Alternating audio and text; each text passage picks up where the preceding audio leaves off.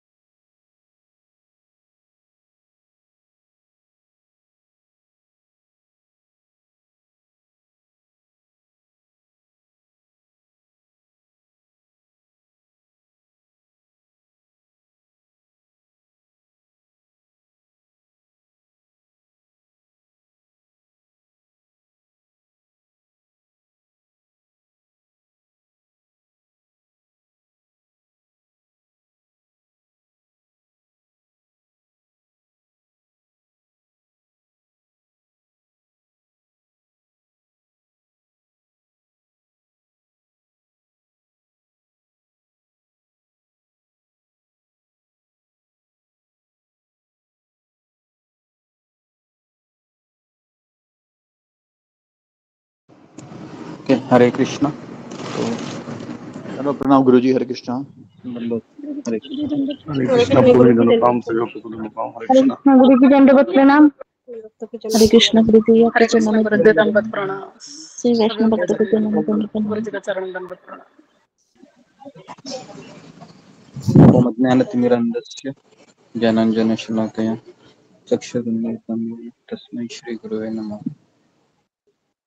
जय श्री कृष्ण चैतन्य प्रभु नित्यानंद श्री अद्वैत गदाधर शिवासादि गौर भक्तवृंद।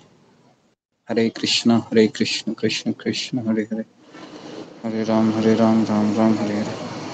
ओके, तो हम कहाँ पर हम रुके थे अशोक चावला प्रभु? गुरु जी, माता को शरल्या का और राम जी का संवाद था। माता कह रही थी, भाई सीता अगर मेरे पास रहेगी तो मुझे सहायता हो जाएगी।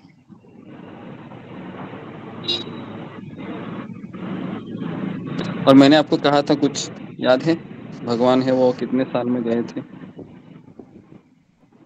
जी गुरु जी, वो तो गूगल के अलावा कहीं नहीं मिला। ठीक है, तो बाकी के लोग फाइंड आउट कीजिए कि कब भगवान गए थे, कितने साल के थे उस समय गए थे। ठीक है, तो हम आगे बढ़ते हैं। अयोध्या कांड।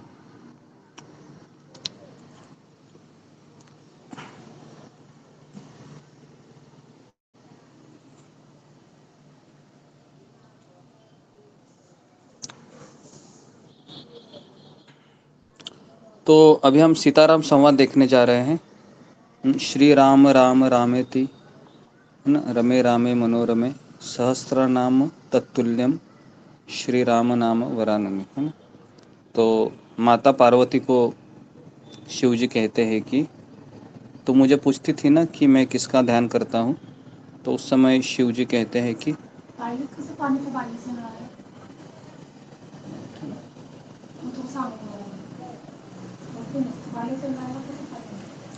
तो शिव जी कहते हैं कि हे देवी, मैं पार्वती का सॉरी मैं प्रभु रामचंद्र का नाम लेता हूँ।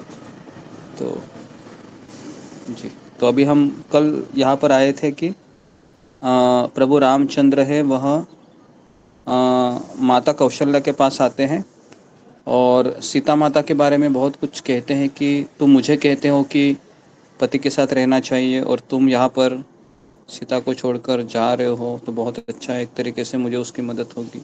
लेकिन अभी सीता कुछ और बताने वाली है ना जी।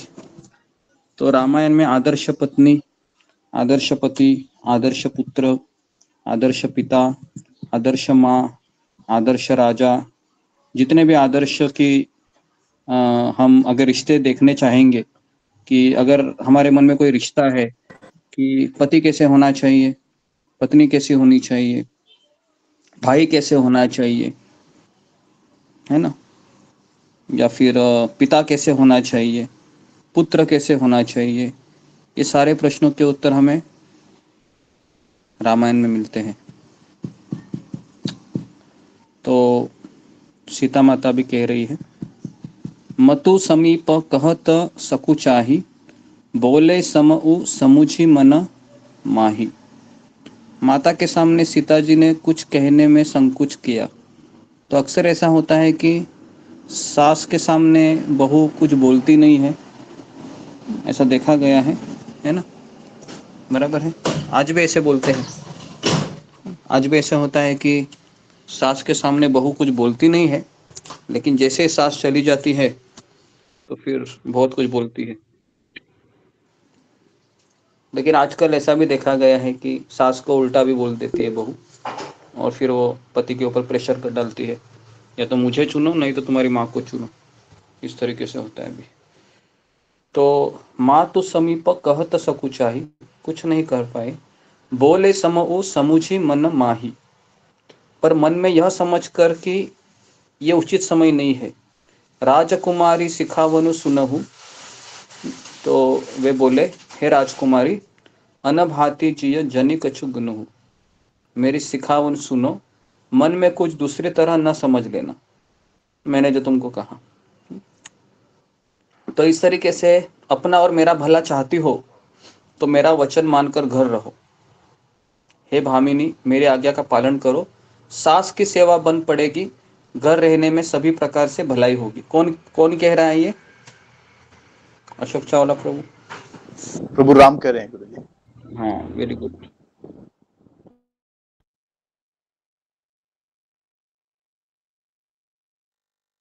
गुरु जी आवाज नहीं आ रही आपकी। कहते हैं भामिनी एक शब्द है, तो मेरे आज्ञा का पालन करो, सास की सेवा करो, और घर रहने में सभी प्रकार से तुम्हारी भलाई है। अभी देखो, कहते कि एही ते अधिक धर्मु नहीं दूजा, सास ससुर के चरणों की पूजा करने से बढ़कर दूसरा कोई धर्म नहीं है। सादर सासु ससुर पद पूजा,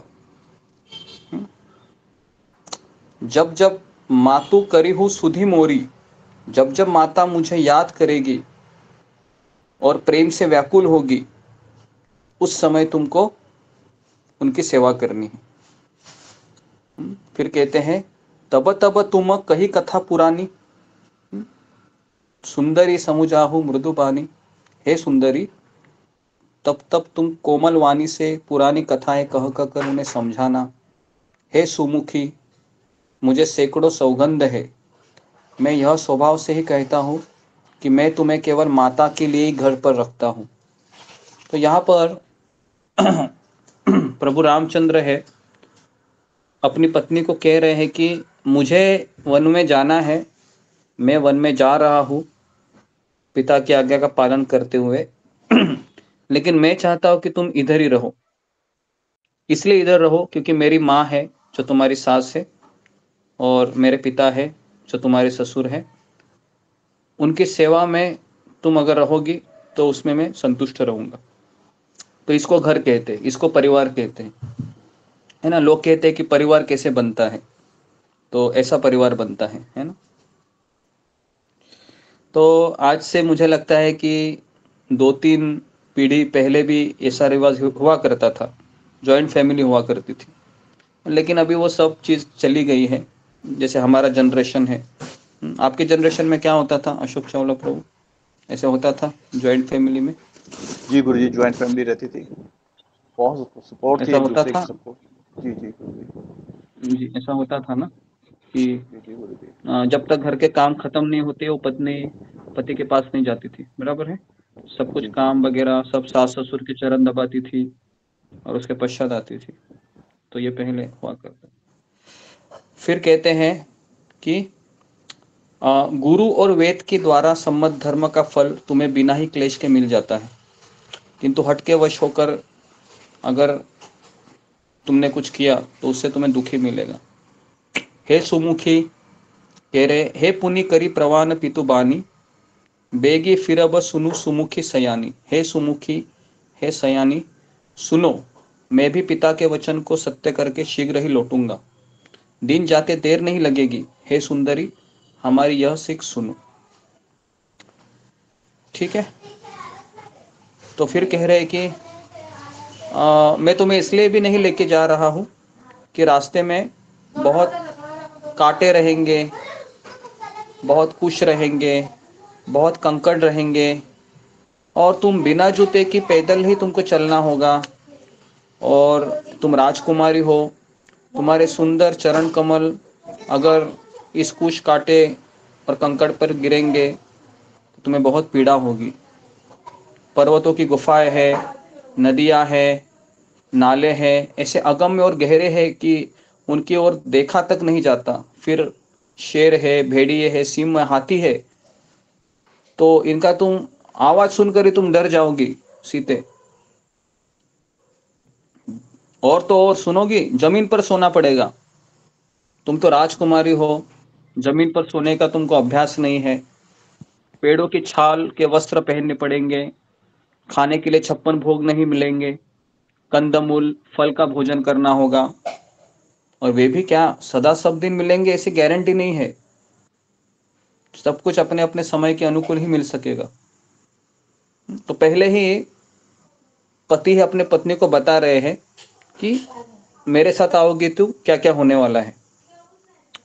फिर कहते हैं कि वन में भीषण सर्प होते हैं, भयानक पक्षी होते हैं, स्त्री पुरुष को खाने वाले राक्षस होते हैं। तो हे हंसगमिनी, तुम वन के योग्य नहीं हो। तुम्हारे वन जाने की बात सुनकर लोग मुझे बुरा कहेंगे। तो इस तरीके से हे चंद्रमुखी, वन में बड़ा कष्ट है, बहुत कष्ट है, इसलिए तुम अयोध्या में ही रहो। तो इस तरीके से जानकी जी ने कुछ उत्तर नहीं दिया। अभी अभी आप देखिए सीता क्या बोलती है। अभी जो सीता माता बोलने वाली वो जबरदस्त है। हाँ, प्रभु रामचंद्र ने अपना रोल निभाया यहाँ पर, लेकिन सीता माता कुछ ऐसा कहती है कि प्रभु रामचंद्र विवश हो जाते उसको लेने के लिए। जी, तो किस तरह से पति पत्नी का धर्म होता है तो यहाँ पर दिखाया गया है। ठीक है, देखिए अभी क्या बोल रही है। तो नेत्रों के जल को जबरदस्ती रोका था सीता ने। प्रभु रामचंद्र जब बोल रहे थे, है ना,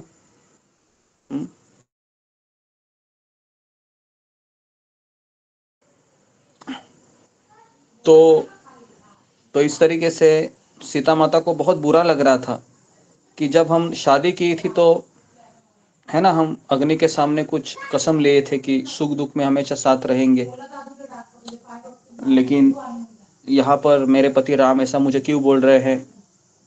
तो कुछ कह नहीं रही थी, आंखों में बहुत आंसू टपकने ही वाले थे, लेकिन रोक कर रखी थी, तुलसीदास जी कहते हैं। और इस तरीके से सास के पैर लगाकर हाथ जोड़कर कहने लगी कि मैं कुछ कहना चाहती हूँ। तो इस तरीके से कहती है, प्राणनाथ करुणा यतन सुंदर सुखद सुजान, तुम बिन रघुकुल कुमुद विधु सुरपुर नरक समान। देखिए कितना सुंदर बोल रही सीता। सीता बोल रहे, हे प्राणनाथ, हे दया के धाम, हे सुंदर, हे सुखों को देने वाले, हे सुजान। कितना क्या क्या बोलती है देखो। पता है ये क्यों बोलते हैं? क्योंकि इससे प्रेम व्यक्त होता है। अभी आप देख रहे हो कि हर एक व्यक्ति जब जैसे माता को पुकारा जाता है तो उसको विशेषण कहते हैं, उसको अलग नामों से पुकारा जाता है, उसमें प्रेम होता है। पता है जब माँ को आनंद किस में आता है? जब उसके बेटे के नाम से उसको पुकारा जाता है। बराबर है अशोक चावला प्रभु? ऐसा है ना? आपको जी भी जी जब, गुरुजी। है ना, आपके बेटे के नाम से पुकारा जाएगा तो आपको और भी आनंद आएगा ना। जी जी गुरुजी। तो इस तरीके से, है ना, तो यहाँ पर कह रहे, हे प्राणनाथ, है ना, प्राणों के नाथ, हे दया के धाम, हे सुंदर आंखों वाले, अपने पति को कह रही है कि आपके बिना स्वर्ग भी मेरे लिए नरक के समान है। देखो तुरंत वो बाण मारती है ना। इतने सारे प्रश्न जो जो समझाया था उसके ऊपर उत्तर दे रही है कि आपके बिना स्वर्ग भी मेरे लिए नरक के समान है। मतलब अगर आप अयोध्या में नहीं रहेंगे तो मेरे लिए अयोध्या भी नरक के समान है। अगर मैं आपके साथ वन में चलूंगी तो वो वन मेरे लिए स्वर्ग के समान है। तो यहाँ पर सीता माता ये कहना चाह रही थी। तो माता पिता भागिनी प्रिय भाई प्रिय परिवारों सुहद समुदायी, माता पिता बहन प्यारा भाई प्यारा परिवार, है ना, ये सब सुख देने वाले हैं हे नाथ। लेकिन ये रिश्ते नाते पति के बिना स्त्री को सूर्य से भी बढ़कर तपाने वाले होते हैं। कितना सुंदर बोल रहे हैं, देखो। ये सब सही है, सास ससुर की सेवा करो, रिश्ते नाते यहाँ पर निभाओ, लेकिन आपके बिना मेरे को ये रिश्ते नाते ये सूर्य के समान या सूर्य से भी बढ़कर तपाएंगे। कितना सुंदर बोल रहे हैं, देखो सीता माता। तो इसलिए जब कोई स्त्री का पति अगर बाहर जाता है ना, और वह जॉइंट फैमिली है, तो जब तक पति नहीं आता तो उसको ऐसा लगता है कि, है ना, सब रिश्ते हैं नाते हैं, लेकिन अपने को वो असुरक्षित पाती है वहां पर। तो शरीर धन घर पृथ्वी, पति के बिना स्त्री के लिए यह सब शोक का समाज है। मुझे इसमें कोई रस नहीं है। हे प्राणनाथ, आपके बिना जगत में कुछ भी सुखदायी नहीं है।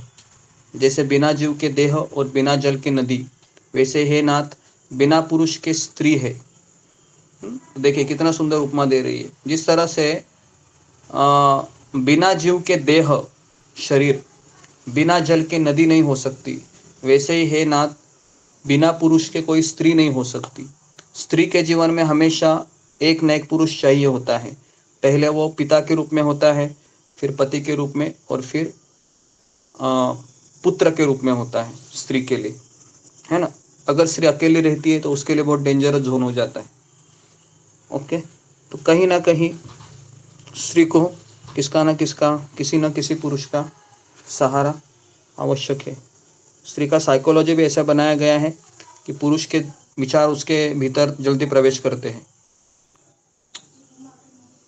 ओके, तो हे नाथ, आपके साथ रहकर आपका शरद पूर्णिमा के चंद्रमा के समान मुख देखने से मुझे जो सुख प्राप्त होगा, ये सुख मुझे कहीं पर नहीं मिलेगा। तो पत्नी का सुख किसमें होता है? पत्नी का सुख होता है कि, है ना, पति का चेहरा देखने में। लेकिन अभी होता है उल्टा ही, है ना। जैसे वो चेहरा देखती है तो उसको लगता है कि आ गया करके अभी क्या करेगा पता नहीं। या फिर पति भी सोचता है अभी मैं घर में आ गया हूँ, पता नहीं अभी क्या होगा। हे नाथ, आपके साथ पंछी और पशु ही मेरे कौन है? कुटुंबी होंगे। वन ही मेरा नगर होगा। वृक्ष के छाल के निर्मल वस्त्र होंगे। पर्णकुटी ही स्वर्ग के समान होगी। और वन देवी और वन देवता मेरे सास ससुर होंगे। कंद मूल और फल ही अमृत के समान आहार होंगे। वन के पहाड़ ही अयोध्या के सैकड़ों राजमहलों के समान होंगे। क्षण क्षण में प्रभु के चरण कमलों को देख देख कर मैं हर दिन चकवी की तरह रहूंगी। चको, हे नाथ, आपके वन के बहुत से दुख और बहुत से भय, विषाद और संताप, है ना, मैं हंस हंस कर सहन करूंगी। तो इस तरीके से कह रहे, हे दीन बंधु, हे सुंदर, हे सुख देने वाले, यदि 14 वर्ष तक मुझे अयोध्या में रखते हैं तो एक बात आप ध्यान पूर्वक सुन लीजिए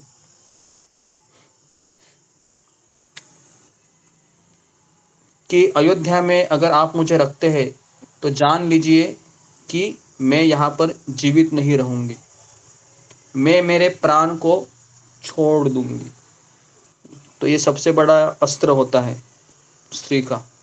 जब भी कुछ ऐसा लगता है कि कुछ नहीं होने वाला है, तो स्त्री क्या बोलती है?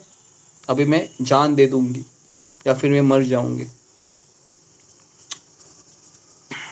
तो इस तरीके से क्षण क्षण में आपके चरण कमलों को देखते रहने से मुझे मार्ग चलने में थकावट नहीं होगी, क्योंकि आप मेरे साथ है, तो मुझे थकावट क्यों रहेगी। हे प्रियतम, मैं आपकी सेवा करूंगी और मार्ग चलने से होने वाली सारी थकावट को दूर कर दूंगी। आपके पैर धोकर, पेड़ों की छाया में बैठकर मैं पंखा झलूंगी। पसीने के बूंदों सहित आपके शरीर को देखकर मेरे सारे दुख दूर चले जाएंगे। देखो कितना सब बोल रहे हैं, और इस तरीके से कह रहे हैं कि मेरी और देखने वाला कौन है अगर मैं आपके साथ रहूंगी। तो इस तरीके से ऐसे कठोर वचन सुनकर भी जब मेरा हृदय न फटा, तो हे प्रभु, मैं तुरंत आपके वियोग के बिना जीवित नहीं रह सकती। ऐसा कहकर सीता जी के आंखों से झर झर अश्रु बहने लगे और सीता जी एकदम व्याकुल हो गई और अपने आप को संभाल नहीं पाई। और उसकी दशा को देखकर रघुनाथ जी ने अपने जी में जान लिया कि इन्हें यहाँ रखने से ये प्राणों को न रखेगी।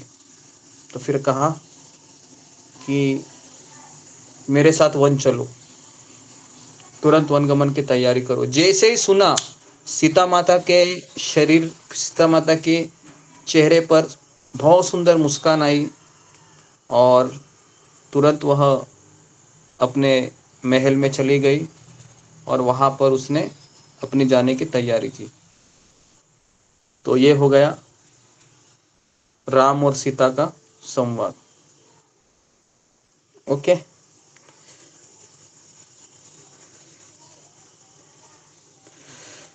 ओके। तो अभी हम आगे बढ़ रहे हैं, वो है राम और लक्ष्मण का संवाद। सुनिए अभी, ये भी बहुत सुंदर है। समाचार जब लक्ष्मण पाए, व्याकुल बिलद बदन उठी धाये। जैसे ही लक्ष्मण को समाचार मिला कि मेरे प्रभु राम 14 साल वनवास जा रहे हैं, तो व्याकुल हो गए, उदास हो गए और दौड़ते दौड़ते प्रभु रामचंद्र जी के महल में चलने लगे। चलते समय शरीर कांप रहा था, रोमांच हो रहा था, नेत्र आंसुओं से भरे थे। प्रेम से अत्यंत अधीर होकर उन्होंने राम जी के चरण पकड़ लिए। खड़े खड़े देख रहे थे, मानो जल से निकाले जाने पर मछली दीन हो रही हो। मुझको श्री रघुनाथ जी क्या कहेंगे, घर पर रहेंगे, साथ ले चलेंगे? बहुत सारे सवाल लक्ष्मण जी के मन में घूम रहे थे।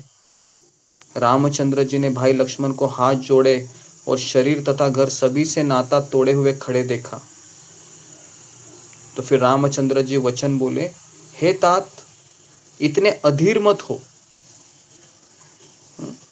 जो लोग माता पिता, गुरु और स्वामी की शिक्षा को स्वाभाविक ही सिर चढ़ाकर उसका पालन करते हैं, उन्होंने ही जन्म लेने का लाभ पाया है, नहीं तो जगत में जन्म भी व्यर्थ है।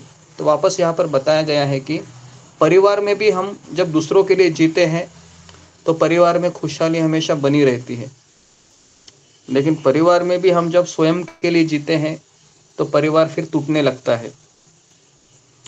तो यहाँ पर बहुत सुंदर शिक्षाएं हैं, वह प्रभु रामचंद्र दे रहे हैं। वो कभी ये नहीं यहाँ पर कह रहे हैं कि मेरी सेवा करो या फिर मुझे आनंद दे दो या मुझे संतुष्ट करो। वो ये कह रहे हैं कि माता पिता, गुरु और स्वामी, ये इनका सेवा करना चाहिए, नहीं तो जन्म व्यर्थ है। हे भाई, हृदय में ऐसा जानकर मेरी सीख सुनो। माता पिता के चरणों की सेवा करो। भरत और शत्रुघ्न भी घर पर नहीं है और महाराज भी बूढ़े हो गए हैं, उनके मन में मेरा दुख है। इस अवस्था में मैं तुमको साथ लेकर वन जाऊं तो अयोध्या सभी प्रकार से अनाथ हो जाएगी। मैं अयोध्या को अनाथ नहीं कर सकता, तो इसलिए तुम यही रहो, नहीं तो हे तात, बड़ा दोष होगा। जिसके राज्य में प्यारी प्रजा दुखी रहती है, वह राजा अवश्य नरक का अधिकारी होता है। तो इस तरह के सुनते ही लक्ष्मण जी बहुत व्याकुल हो गए, है ना, क्योंकि सबका प्रभु राम के ऊपर बहुत प्रेम था, और ऐसा प्रेम था वो नेचुरल था, नैसर्गिक था, हमारे जैसा नहीं। अभी हम कैसे, हमको जपा करना पड़ता है, हरे कृष्ण हरे कृष्ण हरे कृष्ण, क्लासेस करने पड़ते हैं, तब जाके थोड़ा बहुत हमारा दिमाग कृष्ण में लगता है। लेकिन इनका ऐसा नहीं था। ये लक्ष्मण जी कौन है? बलराम जी है। सीता कौन है? राधा रानी है। कौशल्या कौन है? उनकी नित्य भगवान की माँ है।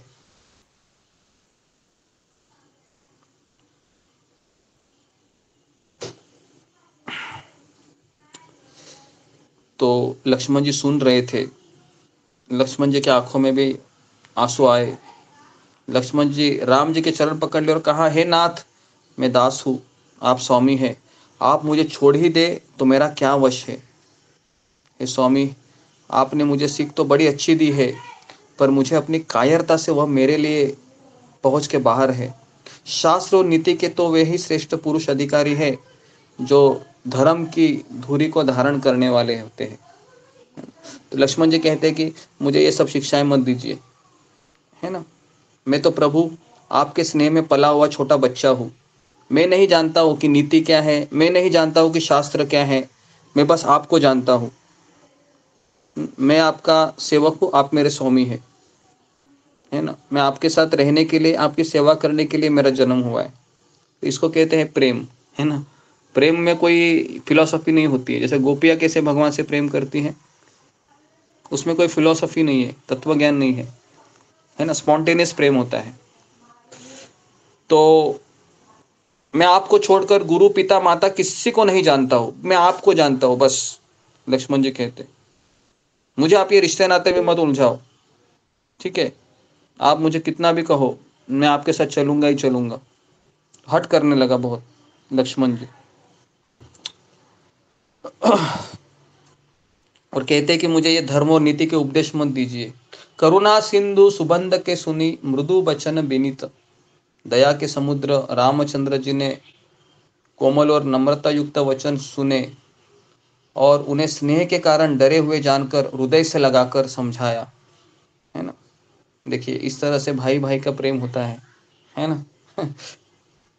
अभी क्या बोलूं, पहले के भाई ऐसे हुआ करते थे कि अपनी खुशी के लिए, सॉरी, दूसरे की खुशी के लिए अपनी खुशी का बलिदान करते हैं। जैसे लक्ष्मण जी की पत्नी थी उर्मिला, नई नई शादी हुई थी, ऐसा भी नहीं था, सबकी शादी एक साथ ही हुई थी, राम लक्ष्मण भरत शत्रुघ्न। लेकिन इस समय कोई कहेगा कि पहले रोल तो अपनी पत्नी की तरफ होना चाहिए। लक्ष्मण का भाई के साथ चला गया, गलत किया उसने, पत्नी को छोड़कर चला गया। नहीं, कुछ लोग बोलते हैं ऐसा, लक्ष्मण जी ने गलत किया। हाँ, पत्नी को छोड़कर चला जाता है कोई भाई के साथ, भाई की सेवा करने के लिए? ऐसा थोड़े होता है। नहीं। तो हे भाई जाकर कह रहे कि ठीक है, अगर तुम चाहते हो कि मैं तुम्हें साथ लेके जाऊं, तो फिर हे भाई, मागहु बिदा मातु सन जाई, आवहु बेगी चलहु बन भाई। माता से विदा मांग आओ और जल्दी वन को चलो। जैसे ही लक्ष्मण जी के कान में शब्द पड़े, तो लक्ष्मण जी का हृदय उल्लासित हो गया। बड़ी हानि दूर हो गई, बड़ा लाभ हुआ। तो इस तरीके से अभी ऐसा हम डायलॉग में एंट्री कर रहे हैं, एक माँ और पुत्र कैसे होने चाहिए, इसको सुनिए अभी। अभी तुलसीदास जी कह रहे हैं कि माता सुमित्रा जी के पास जाने के लिए कहा था, मानो अंधा फिर से नेत्र पा गया हो ऐसा लगा था, है ना। तो वाल्मीकि रामायण में ऐसा लिखा हुआ है कि जब लक्ष्मण जी जब जा रहे थे अपनी माता के पास, सुमित्रा के पास, सुमित्रा के पास जा रहे थे, तो एक एक कदम उसको ऐसा लग रहा था कि अगर शायद मेरी माता ने मुझे मना किया तो। बहुत डर डर कर जा रहे थे वो, एक एक पैर उनको बहुत डरा रहा था। तो इस तरीके से माता ने उदास मन देखकर उनसे पूछा कि क्या हुआ मेरे पुत्र लक्ष्मण। लक्ष्मण जी ने सब कथा विस्तार से कही सुनाई। सुमित्रा जी कठोर वचनों को सुनकर ऐसी सहम गई जैसे हिरनी चारों ओर वन में आग लगी देखकर सहम जाती है। सुमित्रा जी को भी बड़ा दुख हुआ, है ना। कौशल्या, सुमित्रा ये बहुत प्रभु राम से प्रेम करते थे, क्योंकि, है ना। तो कह रहे कि लखन लखऊ भा अनरथ आजू। लक्ष्मण ने देखा कि आज अनर्थ हुआ है, ये स्नेहवश काम बिगाड़ देगी, इसलिए वह विदा मांगते हुए डर के मारे मन ही मन सोच रहे थे कि मैं क्या भी माँ को बोलूं, क्या माँ मुझे परमिशन देगी। मुझे तो इस्कॉन मंदिर जाना है रहने के लिए। तो यही सवाल बहुत ऐसे लोगों को आता है जिनको मंदिर में ही रहना है। तो क्या मुझे माँ परमिशन देगी। बहुत सोच रहे थे और कह रहे थे कि हे विधाता, माता साथ जाने को कहेगी या नहीं कहेगी। डर रहे थे लक्ष्मण जी। समुझी सुमित्रा राम सिय रूप सुशीलो सुभाव।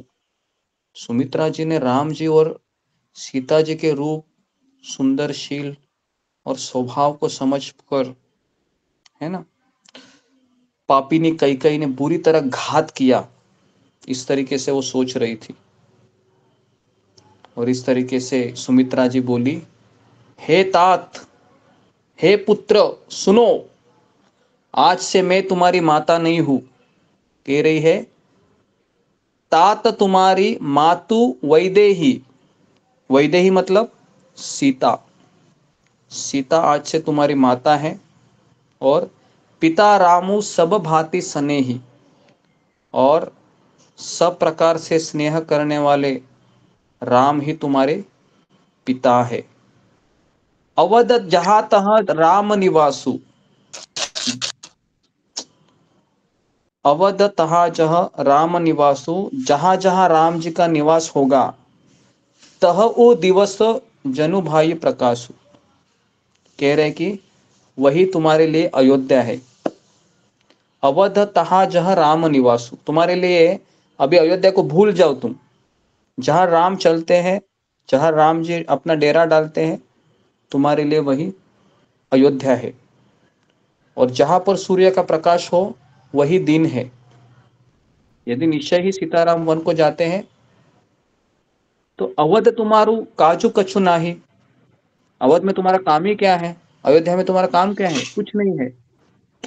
तो इस तरीके से बार बार है समझा रहे थे। कौन कौन समझा रही है बताइए। सुमित्रा माता अपने पुत्र लक्ष्मण को समझा रही। देखो, माँ होनी चाहिए तो ऐसी होनी चाहिए। जब पुत्र बोलता है मुझे भगवान की सेवा के लिए जाना है, तो उसको रोकना नहीं चाहिए, ये कहकर कि मेरी बुढ़ापे की लाठी बनो, तुम्हारा पिता तो मुझे देखता नहीं है, तुम भी जाओगे तो मेरा कौन होगा, कौन मुझे सहारा देगा।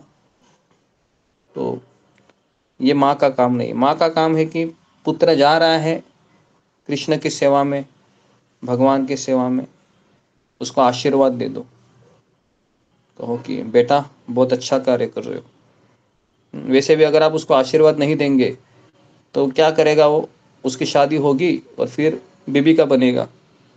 इससे अच्छा है कि उसको भगवान का बनने दो। तो ओके, तो इस तरीके से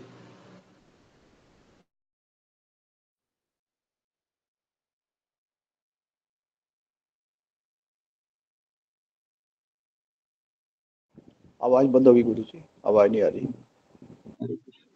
अभी आ रही आवाज। हरे कृष्णा हरे कृष्णा। अब आ रही है गुरु जी। ओके, तो मैं ये कह रहा था कि अगर कोई माता होनी चाहिए तो सुमित्रा जैसी होनी चाहिए। सुमित्रा जैसी माता होनी चाहिए जो हमेशा अपने पुत्र को प्रेरित करे, कि ये नहीं कहे कि तुम्हारा बाप तो मुझे देख नहीं रहा है, तुमको इतना मैंने पढ़ाया लिखाया, डॉक्टर बनाया, इंजीनियर बनाया, और तुम मंदिर जा रहा है अभी, इस्कॉन मंदिर में मुझे छोड़कर जाएगा। तो ऐसी माँ नहीं होनी चाहिए। वैसे भी कोई भी पुत्र है अपने माँ के साथ नहीं रहता है, और पुत्री भी नहीं रहती है। पुत्र है, अगर वो भगवान का नहीं बनने देगा आप उसको, तो वो बीबी का बनेगा। इससे अच्छा है कि अगर वो भगवान का भगत बनना चाहता है तो आप उसको आशीर्वाद दीजिए, है ना। तो इस तरीके से हम ये समझ सकते। सुमित्रा माता बहुत सुंदर माँ थी वो। ऐसी माँ शायद ही कोई कलयुग में होगी। ठीक है, तो इस तरीके से अभी प्रभु रामचंद्र, लक्ष्मण जी, सीता का महाराज दशरथ के पास विदा मांगने के लिए जाना। समझ में आ रहा है? तीनों अभी जा रहे हैं। राम जी पधारे हैं, मंत्री ने राजा को उठाकर बैठाया है। सीता सहित दोनों पुत्रों को देखकर राजा बहुत व्याकुल होता है। दशरथ महाराज देखता है कि एक कौन सा मनुष्य दिन आज का है कि मेरे दोनों पुत्रों को और मेरी बहू सीता को मैं इस हालत में देख रही हूँ। क्योंकि कई कई कहती है मंथरा को कि मंथरा, इनको राजसी वस्त्र पहन के नहीं जाना है, इनको ऋषि मुनियों के वस्त्र पहन के जाना है ना। तो जो वशिष्ठ की माता है, सॉरी वशिष्ठ की जो पत्नी है गुरु वशिष्ठ की, उसका नाम क्या होता है? किसी को पता है? वशिष्ठ की पत्नी का नाम होता है अरुंधति। नाम मुझे याद नहीं आ रहा है शायद। तो वो कहती है कई को, देखो तुम राम को जैसे भी नचाना चाहते हो नचाओ, लेकिन सीता को तुम नचा नहीं सकती। सीता इस घर की बहू है ना, उसके गहने हैं वैसे के वैसे ही रहेंगे। तो इस तरीके से घर फोड़ने वाला भी हमारे घर का आदमी होता है ना। बाहर का व्यक्ति आग लगाने नहीं आता है। हाँ, बाहर का व्यक्ति मंथरा थी, आग लगाने के लिए आई थी, लेकिन फिर जो बड़ा स्फोट करता है वो घर का ही व्यक्ति करता है। अक्सर प्रभुपाद जी बोलते थे, हमारे इस्कॉन संस्था को बाहर के लोगों से धोखा नहीं है, हमारी इस्कॉन संस्था को अंदर के लोगों से धोखा है। ठीक है, तो हर जगह पर, चाहे आपका घर हो, ऑफिस हो, सब जगह पर अंदर के ही लोग धमाका करते हैं।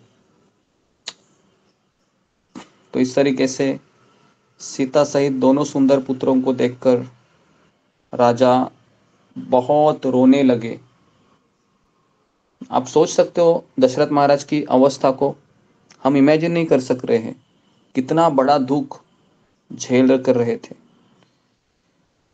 और बार बार, है ना, राजा कुछ बोल ही नहीं पा रहे थे, इतना भयानक संताप से वह ग्रस्त थे। रघुकुल वहां पर आ गए रामचंद्र जी, और अत्यंत प्रेम से चरणों में सिर नवाकर उनसे विदा मांगी। हे पिताजी, मुझे आशीर्वाद दीजिए कि हर्ष के समय आप शोक क्यों कर रहे हैं। हे तात, हे मेरे पिता, आप इस तरह से रोइए मत। रघुनाथ जी की बाह पकड़कर उन्हें बैठा लिया और कहा, सुनो, तुम्हारे लिए मुनि लोग कहते हैं कि राम ये भगवान है करके। तो दशरथ महाराज कह रहे हैं कि तुम सबके स्वामी हो।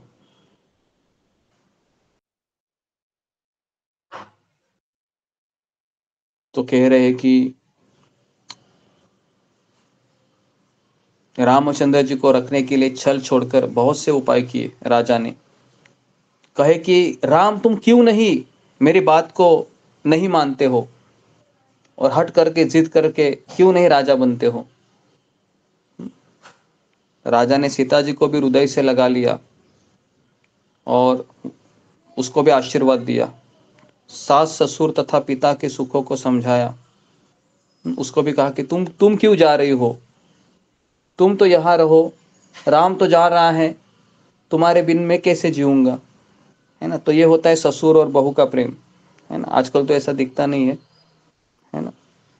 तो पहले ऐसा हुआ करते थे कि कोई बहू भी होती थी तो उसको बेटी के तरह उसका ख्याल रखते थे, और बेटी भी होती है या बहू होती है वो सास को अपनी माता की तरह ही देखभाल करती है।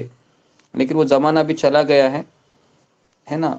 विवाह होने के पश्चात भी बेटी की माँ कहती है, बेटी कुछ भी प्रॉब्लम हुआ फ़ोन करती रहना, है ना, मैं आऊँगी, फाइट करना।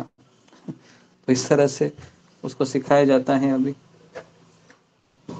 तो इसके लिए कोई भी परिवार है ना, या ये भी होना भी चाहिए। नहीं तो कभी कभी क्या होता है कि जो पति होती है, सास होते हैं, वो भी टॉर्चर करने लगते हैं फिर बहू को। तो मुझे ऐसा लगता है कि अ, अगर आपकी बेटी है, उसका शादी हो रहा है, तो उसका साथ कभी ना छोड़िए। जब भी परेशानी होती है तो माता पिता को खड़ा रहना चाहिए, क्योंकि वो ज़माना अलग था। अभी ज़माना ऐसा है कि अगर जब बेटी अकेली दिखती है, बहू के रूप में आई है, तो फिर उसके ऊपर टॉर्चर किया जाता है अगर उसका कोई नहीं है तो।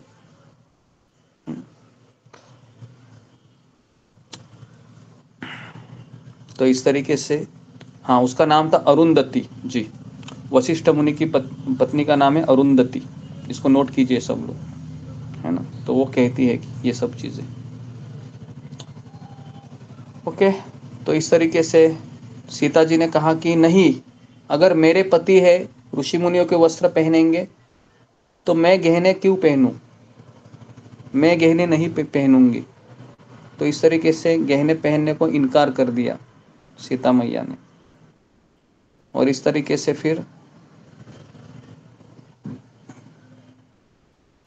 जैसे ही ये तीनों जाने के लिए लगे, दशरथ महाराज राम राम कहकर मूर्छित होकर गिरने लगे। और फिर राम और लक्ष्मण और सीता, ये तीनों वनगमन करने के लिए अभी प्रस्थान कर रहे हैं। और भाई लक्ष्मण, सीता माता और स्वयं प्रभु रामचंद्र जाने से पहले ब्राह्मण और गुरु के चरणों की वंदना करके सबको अचेत करके चले गए। अचेत का अर्थ है सब बेहोश हो रहे थे, क्योंकि उनकी चेतना ही राम थी, राम ही जा रहे हैं। तो इस तरीके से रामचंद्र जी ने वशिष्ठ मुनि के दरवाजे पर जा खड़े हुए देखा, सब लोग विरह के अग्नि में जल रहे थे। उन्होंने प्रिय वचन कहकर सबको समझाया। फिर रामचंद्र जी ने अपने गुरु वशिष्ठ को चरण को पकड़े और कहा कि मुझे आप आशीर्वाद दीजिए कि मैं इस अवधि को पूर्ण करूं करके।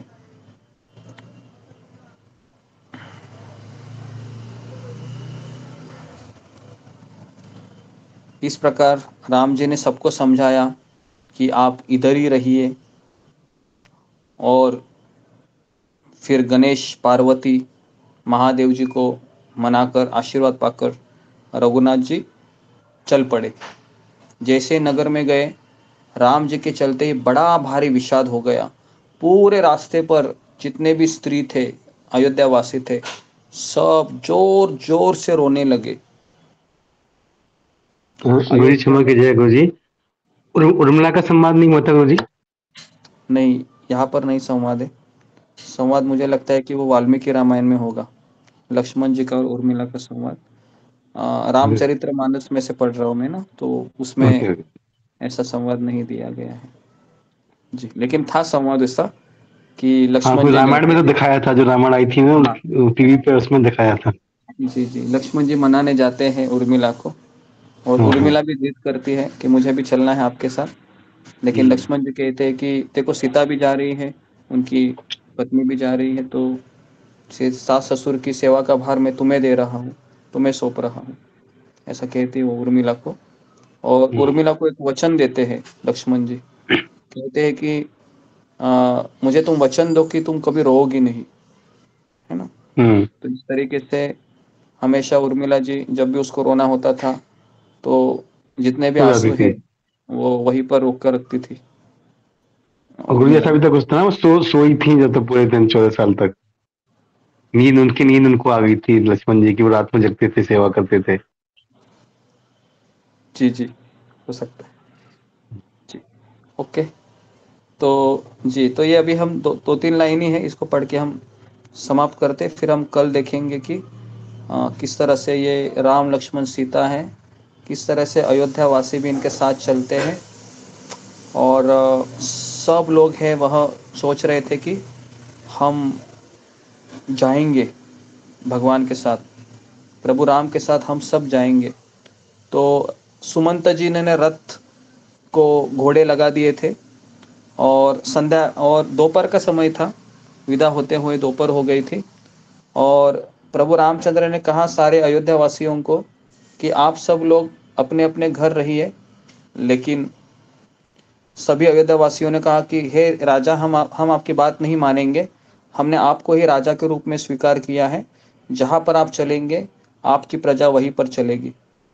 इस तरीके से प्रभु राम, लक्ष्मण और सीता रथ में बैठ जाते हैं। सुमंत है वह रथ को हाँकता है और पीछे अयोध्या वासी जाते हैं। अयोध्या की जितनी भी औरतें कहती है अपने पति को, जब तक प्रभु राम साथ में नहीं आएंगे तुम भी साथ में मत आना, अगर तुम बिना राम को लेके साथ यहाँ पर आ गए तो मैं खाना नहीं बनाऊंगी, भूखे सोना पड़ेगा। तो आप सोच सकते हो कि, है ना, पूरी अयोध्या में चाहे पत्नी हो, पति हो, बच्चे हो, हर एक व्यक्ति राम से प्रेम करता था।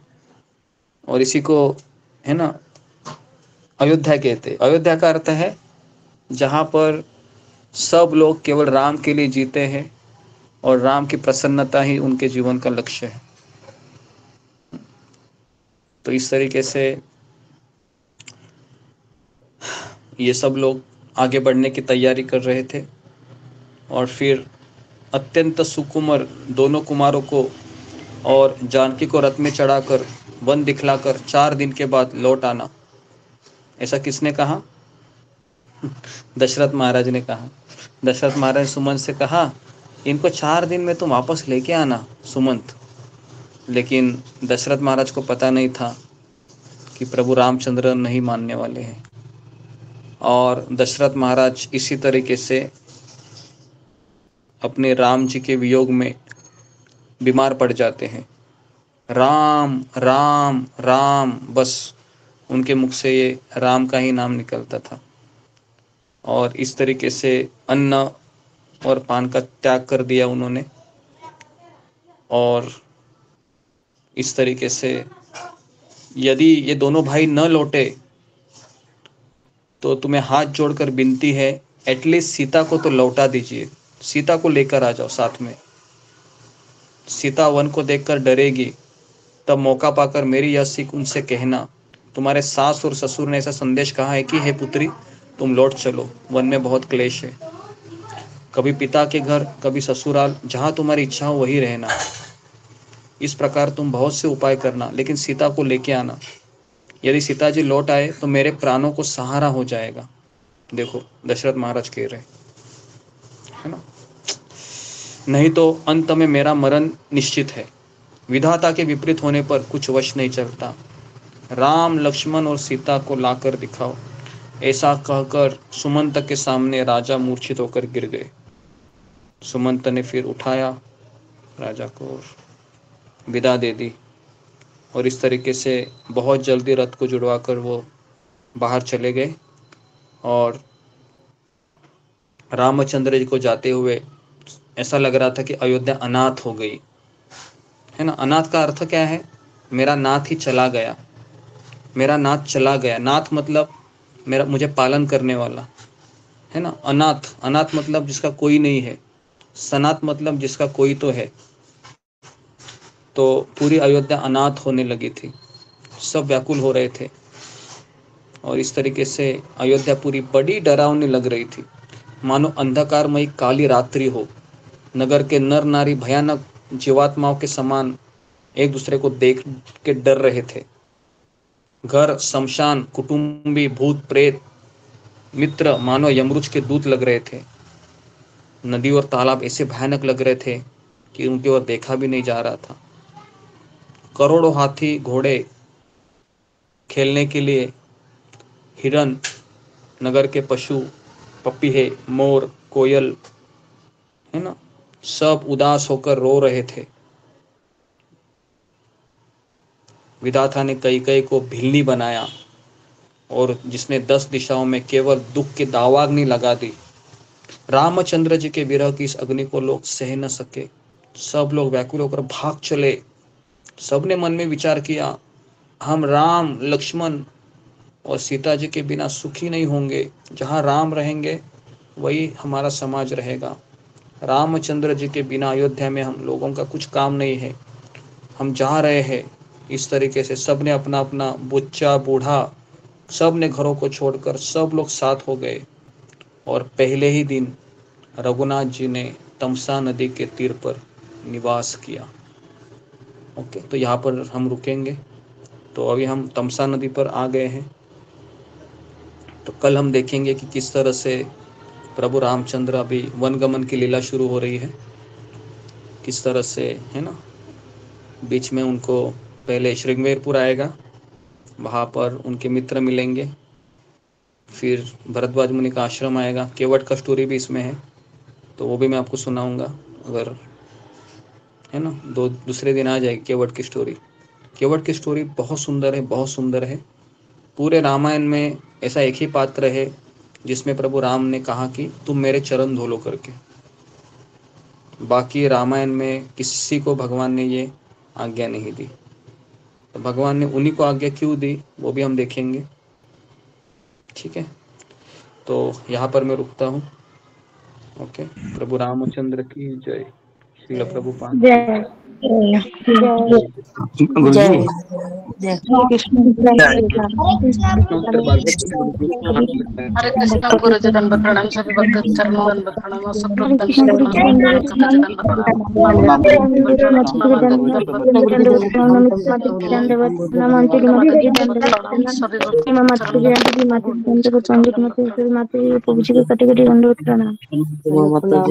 अंजलि माता जी दंड प्रणाम, नमिता माता जी दंड प्रणाम, अशोक प्रभु जी प्रणाम, मीना माता जी के दंडवत प्रणाम, अंजलि माता जी के चरणों में दंडवत प्रणाम। हरे कृष्ण हरे बोल।